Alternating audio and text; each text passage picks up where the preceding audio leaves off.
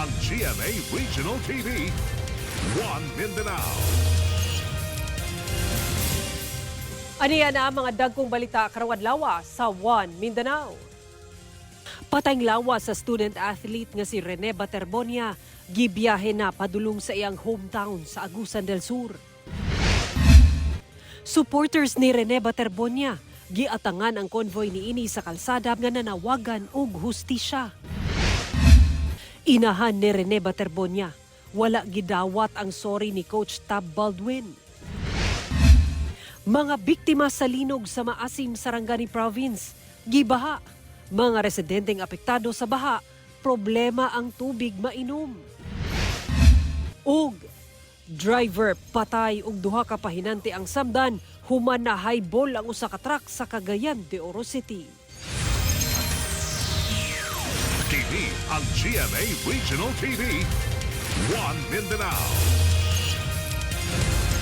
Mayong hapon, Mindanao. Ako si Sara Hilomen Velasco. Gihatod na ang patayng lawa sa student-athlete nga si Rene Baterbonia sa iyang lugar nga natawhan sa Agusan del Sur. Mga supporter ni Baterbonia nakikiusa sa panawagan ug hustisya sa kamatayon niini human na lumos aton sa ilang team building sa Dipakulaw, Aurora. Ani ang report. Human ang tulo ka adlaw nga haya sa patayng lawa sa student-athlete nga si Rene Baterbonia sa Ateneo de Davao University Senior High School campus sa Davao City. Gibiyahe na kini padulong sa iyang lugar nga natawhan sa Talacogon, Agusan del Sur adlawng Lunes.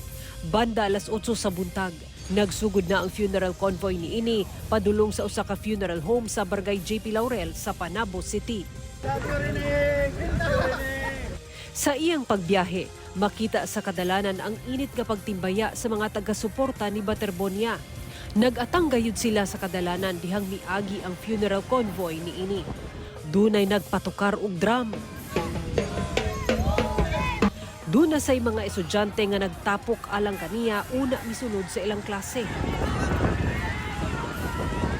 Duna say naninggit og MVP. Apan ang uban, hustisya ang panawagan. Isapod ko kay idol ko na siya sa kuang anak na basketballista po. Siyempre, tagaan dyan na siya gustisya. Lab na mo, tanan siya diri sa Riverside, sa Tagalasang. Dugan ako ga-idol siya nga kanang high school pa lang siya. Napalan siya sa Amsay, ga-supportan ako sa iya. Hantod sa karon wala pa jud klaro gyud na kuan gyud nga kanang unsa jud tinuod nga nahitabo sa iya. Susama gihapon ang sitwasyon dihang gisugat sa mga supporter ang funeral convoy ni Baterbonia dihang miabot na sa funeral home sa Panabo City. Una gibiyahe padulong sa Talacogon Municipal Evacuation and Gymnasium sa Barangay San Agustin sa Talacogon, Agusan del Sur nga gilaumang moabot unyang banda alas 7 sa gabii. Kauban si Jojo Solarte, Sara Hilomen Velasco. One Mindanao. Mipasalig ang Ateneo de Davao University nga hatagan og scholarship ang mga igsuon sa mipanaw nga student-athlete nga si Rene Baterbonia. Samtang kampo sa pamilya ni Baterbonia na nawagan og hustisya. Ani ang report ni John D. Esteban. Usa sa labing dakong pangandoy sa mitaliwan nga student-athlete nga si Rene Baterbonia mao pagtabang sa iyang mga manghod. Apan subok pamalandungon nga dili na niya kini madangat pa tungod sa trahedya ato sa Ateneo de Davao University team building activity sa Dipakulaw, Aurora niadtong June 8. Hinuon, ang Ateneo de Davao University mipasalig nga tubagon ang scholarship sa unom ka mga nahabilin niyang mga igsuon. Isa sa mga pangarap po ni Bobet ay matutupad. Yung pangarap na nagdala po sa kanya sa Maynila at iwan ang kanyang pamilya rito sa Davao.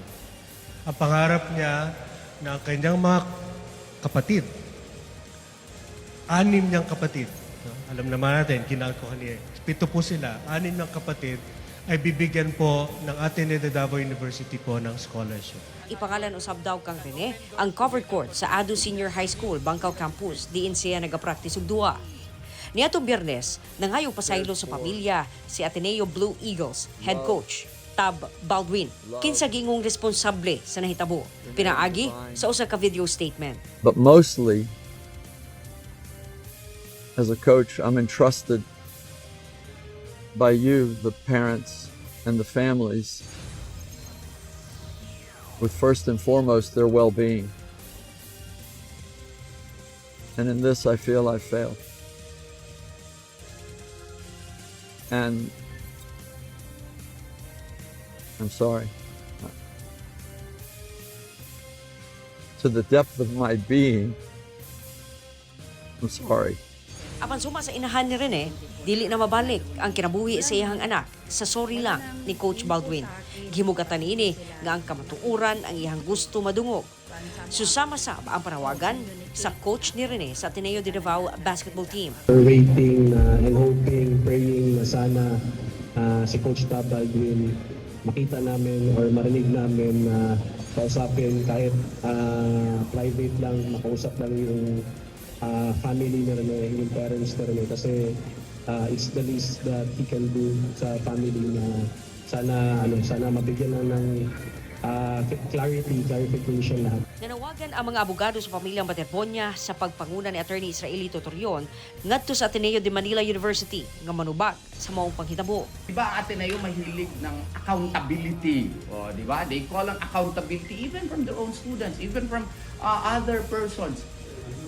Siguro tumingin sila sa sa mirror at sila din dapat accountable. Kaya nga ang last statement ko, practice what you preach. We're also looking at criminal negligence, contractual breach as well. Those were discussed.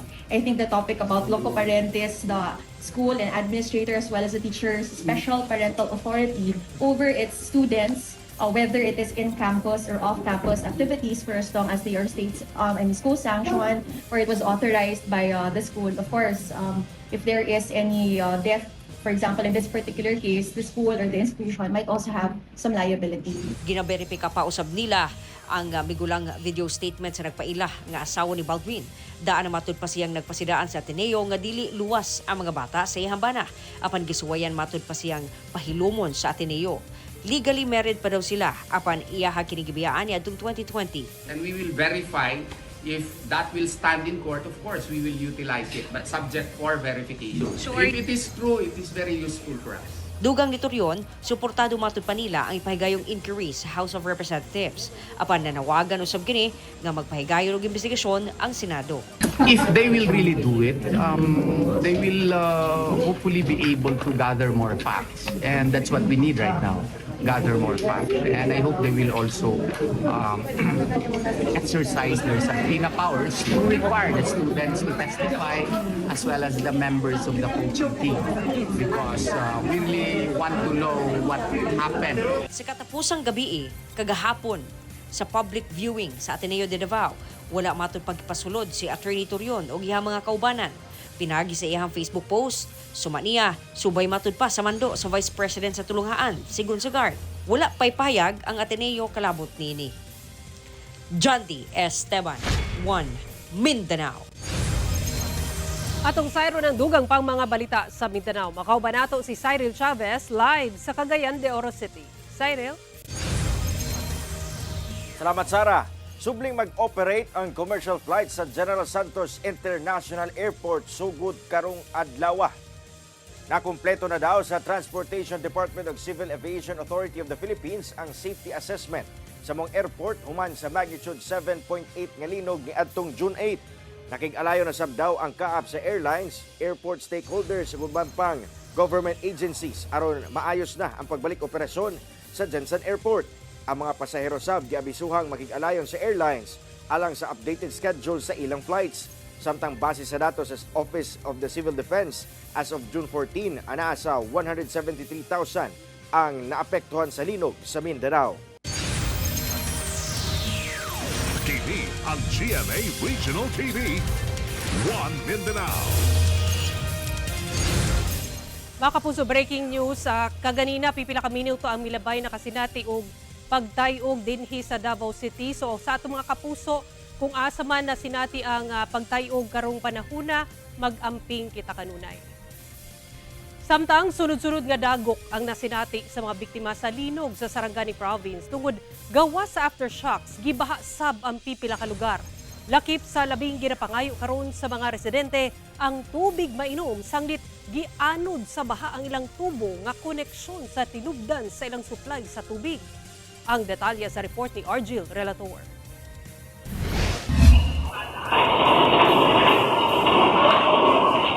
Human ang magnitude 5.3 nga aftershock Sabado sa buntag. Gisigundahan kini og pagbundak sa ulan pagkahapon nga nagpabaha sa pipila ka barangay sa Maasim, Sarangani Province. Sa Barangay Canalo, daghang motorista ang na-stranded human may resulta sa scouring o pagkakankan sa abutment protection sa tulay ang pag-igo sa kusog nga bulog sa tubig sa sapa.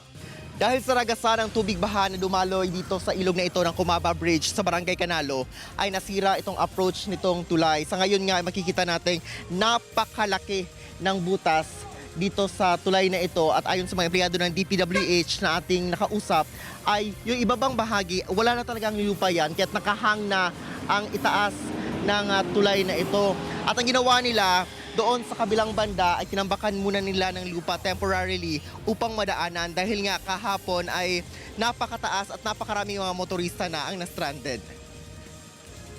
Ang taas niya mga parang ang lalim niya mga 10 feet. Tas ang doon sa sa left side na mga 10 feet din ang lapad. Tapos wala nang lupa sa lalim. Ito na lang ang natira sa baba, sir. Sumala sa mga residente, wala pa silang makarecover sa danyos ug trauma nga hatod sa linog.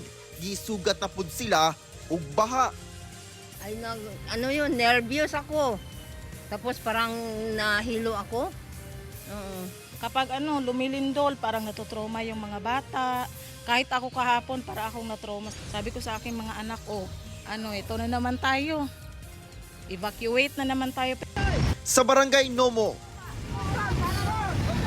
buwis buhay ang pagtabok sa mga residente sa usa ka purok sa guba na nga hanging bridge samtang kusog ang bulog sa tubig sa sapa. Gilayong nagpatuman og forced evacuation ang barangay tungod landslide ug flash flood prone area ang lugar. Mahirap talaga sir kasi ang hanging bridge sira tapos mga bata pa, may mga bagong panganak pa. So risky talaga mahirapan ang rescue namin sa kanila. Temporaryo silang evacuate sa barangay hall nga gihimong evacuation center. Priority yun namong problema diri sa Barangay Nomo. Number 1, tubig. Kaya mo ang mga tubo, mga anod na unya ang pagkaon sa mga tao nako sir, mga bakwiter gikan sa Purok 5. Bisan asa na lang matud pa sila nagapangita og tubig mainom. Nanawagan sila nga mahaturan og food packs og tubig. Baka magka-LBM kami, sir. Mahirap na. Sa Barangay Lumasal, lubog sab sa baha ang barangay tungod sa kapaspas sa pagsaka sa level sa tubig sa sapa. Giluno pa na ang mga kabalayan. Dihang nihubas ang tubig baha, tataw ang mga lapok nga nanulod sa kabalayan ug ang mga nabasa ang mga gamit human na humul sa baha. Gilayon silang nang limpyo sa ilang mga balay. Siyempre, balik ka ba? Tapos, siyempre, naghinayang din kasi may mga gamit kami. May mga ref, may mga TV nasira, mga laptop. Lahat nasira. Bali, wala kaming magawa. Ganyan talaga. Wala man na danyo sa linog ang balay nila Analiza. Apan gilunupan kini sa abot sa hawak nga baha. Lakip ang katunga sa paninda sa iyang tindahan. Dili na mabaligya tungod gikan na humul sa baha. Siyempre, takot. Takot, hindi mo alam kung anong kasi may binabantayan ka pang lindol na tapos may baha pa. Kaya naguguluhan yung isip kung anong uunahin mo. Sa inisyal nga ihap sa Barangay Lumasal, moabot sa 200 ka pamilya ang apektado sa baha. Kadaghanan kanila kaya naa sa eskwelahan nga gihimong evacuation center. Sa lungsod sa Kiamba, nagbitay na kining mga balay sa Purok 5 Lower Maglangit nga nakatukod kilid sa sapa. Nakanka naman gud ang yuta tungod gianod sa baha. Ang ubang balay, parte na lang ang nahibilin human gianod na sa baha. Nanawagan ang mga residente nga unta mabisita sila sa mga opisyal sa gobyerno ug mahatdan og hinabang. Kauban si Bong Vicencio sa kamera. Ako si Argil Relator. One, Mindanao. Patay ang 52 anyos nga lalaki nga misulay lang og panagat human ng labay gikan sa gisakyang bangka diyang gihapak sa kusog nga hangin gumikan sa daot nga panahon sa Davao City. Biktima gituhuang giatake sa kasing-kasing samtang naningkamot og langoy. Aniya ang report. Grabe na kaabo ang sa hangin. Kusog nga hangin nga giubanan ug pag-ulan ang nasinati sa mga residente sa Barangay Bukana sa Davao City niadtong Sabado sa buntag. Apan ang maong daot nga panahon miresulta sa usa ka trahedya sa dagat sa Punta Dumalag sa Matina Aplaya. Kini human gihapak matud pa sa kusog nga hangin ang usa ka bangka nga gisakyan sa 52 anyos nga lalaki nga misulay og panagat. Gilayon girescue ang biktima sa mga kaubanang mananagat ug rescuer. Gi-revive kini pinaagi sa cardiopulmonary resuscitation o CPR. Apan nakabsan gihapon sa iyang kinabuhi ang biktima ug gideklarang dead on arrival sa ospital. Matud sa asawa sa biktima, maayo ang panahon ni adtong adlaw una nanagat ang iyang bana. Apan dihang dunay kalit kapag daot sa panahon, may desisyon kini nga muuli o gibiyaan ang iyang laing kaubanan nga kasamtangang nagarescue sab og laing mga bangka nga nadaot. Misutoy siyang uli. Paspas iyang padagan. Sus naapsan man gyud daw siya sa kuan. Katong unos nga grabe kaayo. Nalabay siya. Pagkalabay niya, kalangoy pa siya. Matud sa asawa sa biktima, gituuhang giatake sa kasing-kasing ang iyang bana samtang naningkamot og langoy. Kinisab matud pa ang medical finding sa doktor. Naman na siya diabetic ug high blood niya, wala siya nag-inom sa tambal. Tapos mao na to, naano siya, murag na cardiac siya. Kay kung nalumos siya, dili siya makita dayon. Unlod man to. Tapos pag revive sa iya, wala may tubig ni gawas sa iya. Gihaya na ang patayng lawas sa biktima sa ilang balay. Kauban si Jojo Solarte, Sara Hilomen Velasco. 1 Mindanao. Usa ka truck nga adunay kargang mga construction materials sa Barangay Indahag sa Cagayan de Oro City na highball human matud pa nawad-an og brake. Driver ni ene patay samtang duha ka pahinante samdan. Ang detalye sa report ni James Paulo Yap. Dead on the spot ang driver ni ining usa ka truck nga adunay kargang mga construction materials human mibangga kini sa usa ka pader sa palugsong nga bahin sa kalsada sa Barangay Indahag sa Cagayan de Oro City adlong Domingo. Base sa investigasyon sa Kokpo Traffic Enforcement Unit, gikan sa Libuna Bukidnon ang truck ug paingon unta kini sa ilang bodega sa Barangay Kamamanan aron maghatod og mga stocks dihang nahitabo ang disgrasya. Nag-declare ko no kining nag-drive si Mr. Reynald nga dito pa lang sa may Indahag banda wala na brake ang maong truck. No? So diretso bahada magina nga dalan panaog dira sa kuan sa nahitabuan o wala na gid ka pag-control ang driver. Tungod sa kakusog sa impact, naipit ang driver ni ini sa iyang lingkuranan nga may resulta sa iyang kamatayon. Samtang nalagpot sa ang iyang duha ka mga pahinante kinsa nakaangkon og samad sa ilang lawas. Hinuon luwas na sila. Sa karon, ginapahiluna na ang patayng lawas sa biktima. Wala pa'y pahayag ang pamilya ni ini. Sumala sa kapulisan nga aduna nay panagsabot ang pamilya sa namatayan ug ang tag-iya sa truck. Kining ato mga sakyanan, as long as gaandar ni siya nawad-an ta og brake, natay ginatawag nga engine brake. Pwede na to i-control ang atong makina nga muhinay og padagan sa atong mga sakyanan. So hinaot no kinatong mga drivers nga magdala og susama sa mga ani kadagko o mga karaan na binas sa mga karaan nga i-practice no hibalin ninyo unsaon paggamit sa engine brake labi na sa mga sitwasyon nga ingon ani kay dako kay na og tabang. Kauban si Makoy Sempron, James Paulo Yap, 1 Mindanao. Misa ka na sa 65 ang namatay tungod sa magnitude 7.8 nga linog sa Sarangani sa miaging semana.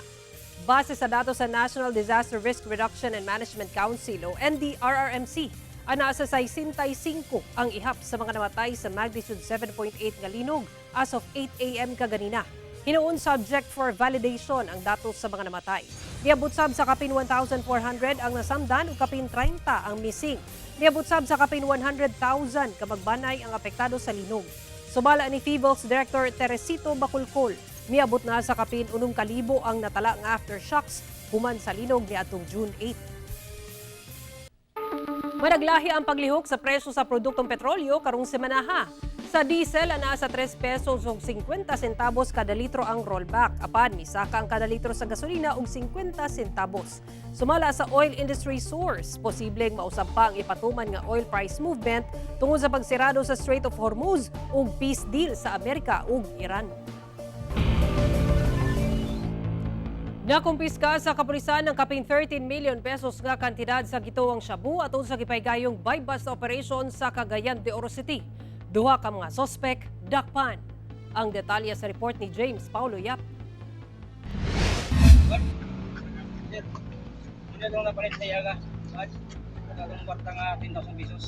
Human napalitan og usa ka sachet sa gituohang shabu kining usa ka lalaki sa barangay Puerto sa Cagayan de Oro City. Dali kining gidakop sa mga personahe sa Cagayan de Oro City Police Drug Enforcement Unit lakip na sab ang amigo ni ini. Makita sa video nga gipadapa sa otoridad ang duha ka mga sospetsado. Sumala sa kapulisan, nahitabo ang buy-bust operation niadtong adlong Biyernes. Ang mga target dugay na nilang gipanid-an tungod sa mga dinagko nga volume sa droga nga ginahulog ni ini sa Cagayan de Oro City. Aduna sila usa ka individual nga ilang gitudlo nga maoy ga supply kanila sa maong illegal drugs nga ang sistema is drop-off system. Kaning i-drop lang sa usa ka lugar then tuon dayon nila o kuhaon ang maong item. Nakuha gikan sa mga sospetsado ang ubay-ubay ka mga pakete sa gituuhang shabu nga dili moubos sa 2 kilos ang timbang. Nagkantidad kini og 13.8 million pesos. Sa karon ginaandam na ang mga kasong ipasaka batok kanila. Wala pa sila ipahayag. Kining target nga si alias Boy, he is a first time offender. No, wala kini siya record nga nahilambigit sa pagpamligya sa illegal nga droga, but ang katong iyahang kauban nga si alias Ray, he was previously arrested no sa violation gihapon sa sa illegal drugs. Kauban si Makoy Sempron, James Paulo Yap, 1 Mindanao. Nanumpa na ang 51 ka mga bagong personahe sa Bureau of Jail and Management and Penology kon BJMP Region 10. Nakatakda sab silang i-deploy sa nagkariang jail facility sa Northern Mindanao aron alibyuhan ang problema sa kakulangon sa mga personahe. Ani ang detalye.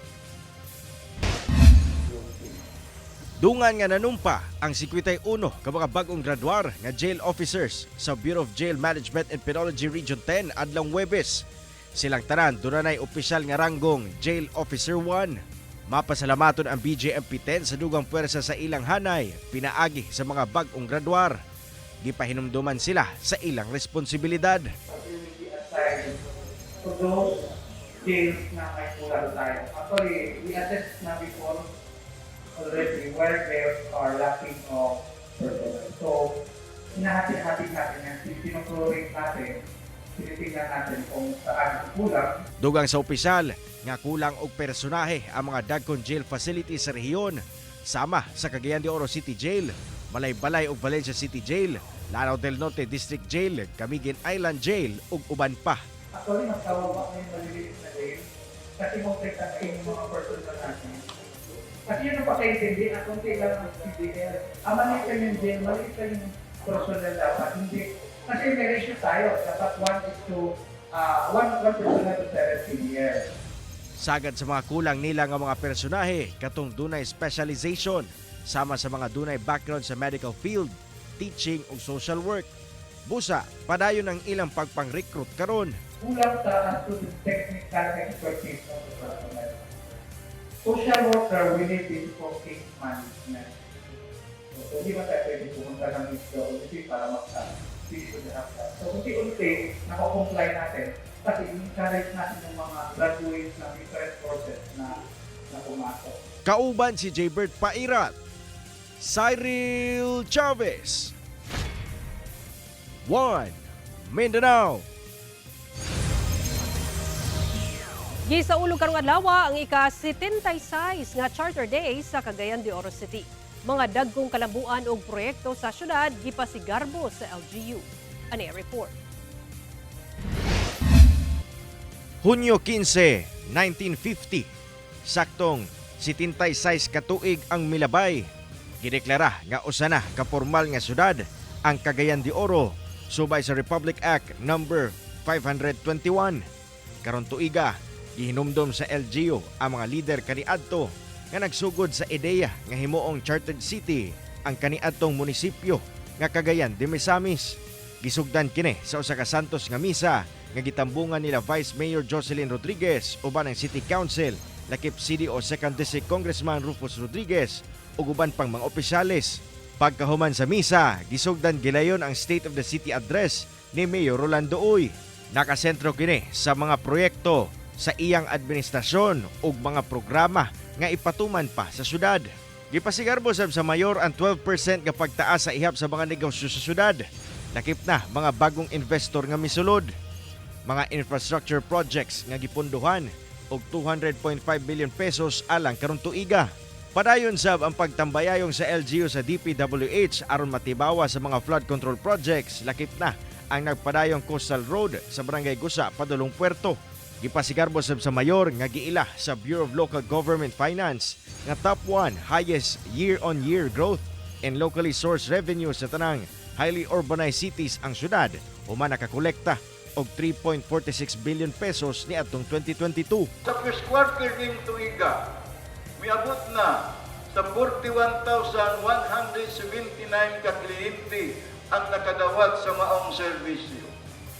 Ang serbisyo nga atong nahatag wala lamang naglimitar sa mga skills training, business registrations, building permits application, civil registrations, health, legal services, housing, ug uban pa. Gipasigarbo sab sa LGU ang padayong paglambo sa JR Borja General Hospital o City Hospital. Ipatiwasab sa LGU ang kontrobersyal nga Carmen Health Center nga hantod karon wala pa nahuman. Ongoing nga ang bidding process sa pagtibawas sa Carmen Health Center sa Barangay Carmen. Makakahatag og dugang serbisyon medikal ang atong City Health Office.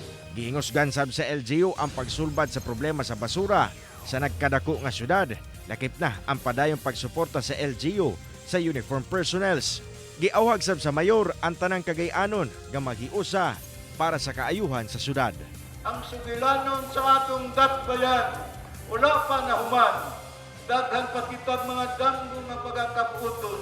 Daghan pa kitag mga hagit nga mga atubang. Ug daghan pa kitag mga oportunidad nga pagagamiton alang sa kakuhan sa sunod na henerasyon. Apan, usa ang akong kasaligan. Kung magkayusa ang mga Cagayanon, walay hagit na dili nato malabuan. Kauban si Roland Cañas o Jaybert Pairat. Cyril Chavez. 1 Mindanao. TV ang GMA Regional TV. 1 Mindanao. Mitambad ang pipila ka mga patay nga isda uban pang lamang dagat ug corals dihang misaka ang seabed sa Glan Sarangani. Pipila ka adlaw human ang magnitude 7.8 nga linog sa dagat dool sa Sarangani ni atong June 8. Mitambad ang mga patay nga isda, tuway, corals ug uban pang corals ug uban pang lamang dagat dihang misaka og 2 ka metro ang seabed. Milapad sabog 200 metros ang baybayon base sa aerial survey ug ground validation. Ginatunan pa sa DNR Mines and Geosciences Bureau ug LGU ang pagsaka sa yuta. Ipailaom sa bagong medical examination si kanhi Pangulong Rodrigo Duterte aron may baw-an kung kaya niyang moatubang sa pagtaral sa November 30. Ang maong pagpailaom sa bagong medical examination sa kanhi Pangulo paagi aron mahibaw-an kung ana sa maing panglawas si FPRRD ug kaya niyang moatubang sa pagtaral sa Nobyembre. Sumala sa ICC Chamber, kinahanglan ang objective nga assessment kahimtang sa panglawas sa akusado gikan sa mga independent expert. Tulo ka doktor nga wala gipanganlan ang gitahasang mususi sa kahimtang sa panglawas ni FPRRD. Sa August 18, ginapasumiti ang resulta sa registry. Sa November 30 ang nakatakdang pagtaral kang FPRRD alang sa kasong Crimes Against Humanity. Samtang giaprubahan sa ICC Trial Chamber 3 ang hangyo ni FPRRD nga i-appeal ang usa ka individual nga wala mailhi sa listahan sa iyang non-privileged contacts. Nakighiusa si Pope Leo XIV sa mga Pilipinong apektado sa magnitude 7.8 nga linog sa Mindanao. Assicuro la mia vicinanza alle popolazioni delle Filippine colpite alcuni giorni fa da un forte terremoto. Gisulti ka na sa Santo Papa sa pag-ampo og Angelus kagahapon sa Vatican City. Nakigiusa daw si Pope Leo sa mga namatay na samdan og mga pamilyang nag-anto sa kalisod tungod sa linog. Mga kapuso, nagpadayon ang nationwide promo sa inyong kapusong estasyon, ang Kapuso Big Time Panalo Season 5. Over 6 million pesos worth of prizes ang nag-atang sa mga lucky winners. Sa yun lang ang pag-apil, palit lang og participating brands ug ilakip ang inyong contact details sa inyong entries. Ihulog kini sa drop boxes nationwide. Dunay chance sa makadaog og up to 2 million pesos sa matag entry o pwede sa makadaog og libo-libong cash prizes matag adlaw kada semana. Mas daghang entries, mas dako ang chance ang makadaog.